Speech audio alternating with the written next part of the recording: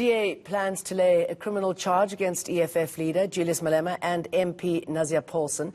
It follows a tweet of a picture of a gun captioned, "Cowards move to the back, fighters attack." The opposition party says the comments are in response to protests by farmers in Senegal and the Free State. The DA's chief whip, Natasha Mazzondi, joins me now from Cape Town. Very good morning to you, Natasha. Tell us about this action that you're going to be doing today. Morning. Yes, I'll be laying criminal charges against both EFF leader Julius Malema and Member of Parliament Nazir Paulson for incitement to violence.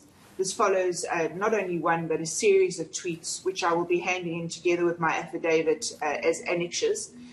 Not only pictures of guns but pictures of people shooting off automatic rifles, then people shooting off pistols.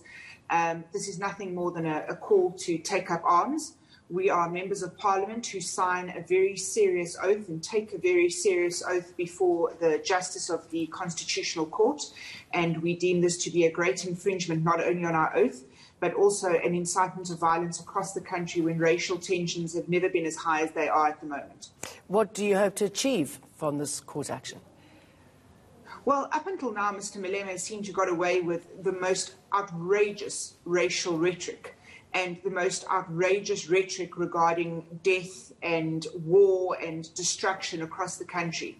And we feel that it's time that the police minister starts taking these utterances very seriously. And we don't know at what time people will take Mr. Malema seriously enough and actually do what he instructs and take up arms when they attack. And that is a very scary thought. I mean, nothing happened after his comments in the Clicks debacle when he says, you know, when he called for attack and we saw the ensuing violence there. I mean, what chance of success do you think you will get this time round? It seems, when you look at it, that he's untouchable. Well, police, in fact, are investigating the Clicks complaint that was put in. It takes a while for the wheels of justice to turn and the right police stations need to be contacted, etc. But we are certainly not giving up on this. I've laid a charge with the Ethics Committee of Parliament. I've laid charges at the Human Rights Commission. I've laid charges at the Equity Court. I'm going every which route I possibly can. In South Africa today, there is absolutely no way a Member of Parliament, or quite frankly anybody, should be allowed to get away with the racial rhetoric hate that is spewed by Malema and his fascist thugs on a virtually daily basis. And I'm not going to stop until someone is held accountable for the attempt to bring about a rural civil war in this country. How do we balance freedom of speech in this country, particularly in this time? Well, freedom of speech is a very interesting thing because for some people, freedom of speech is okay if it's up to them and it's them talking, but it's not all right if it's someone else giving their opinion. What we desperately require in this country is an understanding of what hate speech is. What we desperately require in this country is for South Africans to understand that there is a rule, there is a piece of legislation that regards what incitement to violence is. And until someone that is reasonably big in politics, and I use the word reasonably loosely, understands that there are consequences to these type of actions, people are going to get away with it. But what we desperately need to see is we need to see government taking a firm stance on understanding what hate speech is, what the consequences of hate speech is, and certainly what the consequences of incitement to violence are. Natasha, if somebody in your party were to do this, were to make those sort of comments available to the public, what would you do? What would your response be? My immediate response would be a request to the Federal Executive to have them suspended pending the outcome of an internal investigation. I would instruct the Shadow Minister of Police to lay charges against that member for incitement of violence or for hate speech, and I would also refer that member to the Human Rights Commission. It's a worrying time in our country's history at the moment, isn't it? I mean, you know what, that violence we saw at Senegal, the fact that political leaders feel that they can call people to arms. I mean, this is something that needs to be tackled. It's something that needs to be tackled immediately, and I think I'm not ashamed to say it. I'm terribly worried about where we're heading as a country, and it's the first time, I think, in my life that I've been truly worried that we do have the ability to see people taking up arms. And that is why I feel that it is my utmost responsibility, and I know my colleagues feel the same, to stop the taking up of arms. I don't condone violence in any shape, way or form. So I do not condone the violence that we saw in Senegal. I do not condone violence anywhere. I don't believe that violence is the answer. I think that violence begets violence.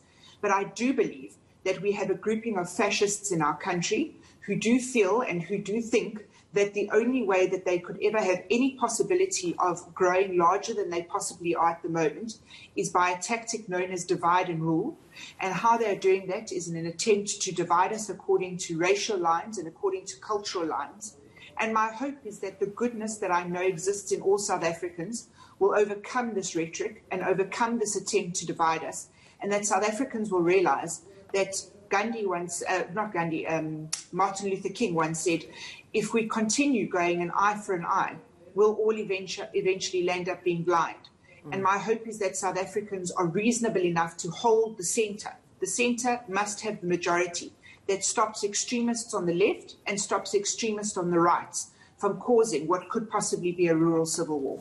You are not alone. I think many people, me included, sick with worry with the growing violence and hatred in this country. I had a fascinating interview with Adam Habib a couple of weeks ago, and he was really concerned about the sort of rhetoric that we are hearing coming from the top, and he blames government for much of what is happening. He said, the longer they step back and don't get involved and don't stop this from happening, the worse it'll get.